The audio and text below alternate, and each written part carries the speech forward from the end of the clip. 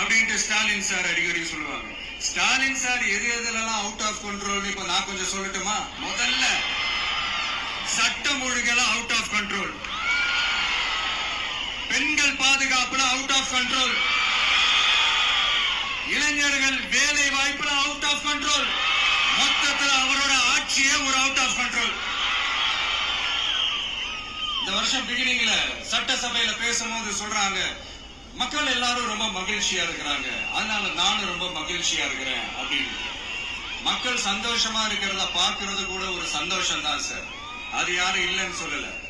அப்படி உண்மையிலேயே மக்கள் உண்மையிலேயே சந்தோஷமா இருக்கிறாங்க அப்படின்னா ஏன் சார் விவசாயிகள் போராட்டம் நடக்குது? ஏன் சார் மீனவர்கள் போராட்டம் நடக்குது? ஏன் தொழிலாளர்கள் போராட்டம் நடக்குது? தூய்மை பணியாளர்கள் போராட்டம் ஏன் நடக்குது? அங்கன்வாடி ஊழியர்கள் போராட்டம், செவிலியர்கள் போராட்டம், மருத்துவர்கள் போராட்டம், மாற்றுத்திறனாளிகள் போராட்டம், அரசு ஊழியர்கள் போராட்டம், ஆசிரியர்கள் போராட்டம், இடைநிலை ஆசிரியர்கள் போராட்டம், பகுதி நேர ஆசிரியர்கள் போராட்டம்.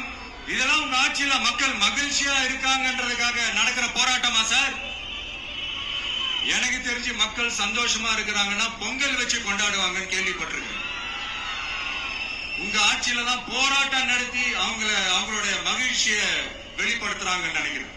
இன்னும் தீரவே தீராத பிரச்சனைகள்னா இருக்கிற இடம் பிரச்சனை, பார்க்கிற வேலை பிரச்சனை, பண்ற தொழில் பிரச்சனை, விலைவாசி பிரச்சனை, தண்ணி பிரச்சனை, பஸ் வசதி இல்லைன்ற பிரச்சனை, ரோடு சரி இல்லைன்ற பிரச்சனை, ஆஸ்பத்திரி சரியா இல்லைன்ற பிரச்சனை. இப்படி எல்லாம் ஒரு அடிப்படை விஷயங்களே பிரச்சனையா இருந்தா அப்போ ஆளுங்கட்சின்னு ஒண்ணு எதுக்குதான் இருக்கிறாங்க அப்படின்னு தானே மனசுல தோணும் மக்களுக்கு. ஆட்சிக்கு வர்றதுக்கு முன்னாடிதான் பொய் பொய்யா அடிச்சு விட்டீங்க, இப்ப ஆட்சியை விட்டு போகும்போது கூட பொய் பொய்யா பேசுறீங்களே சார், என்ன சார் இது?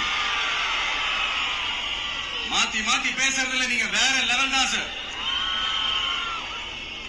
ஆட்சிக்கு வந்த அடுத்த வருஷமே 2022ல 70% வாக்குறுதிகளை நிறைவேற்றிட்டோம்னு சொன்னாங்க. அப்புறம் போன வருஷம் 90% வாக்குறுதிகளை நிறைவேற்றிட்டோம்னு சொன்னாங்க.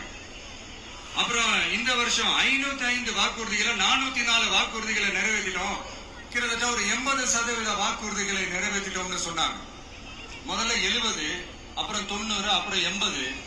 இன்னும் தேர்தல் நெருங்க நெருங்க அது 60, 50, 40, 30, 20ல போய் நிக்கும் நினைக்கிறேன்.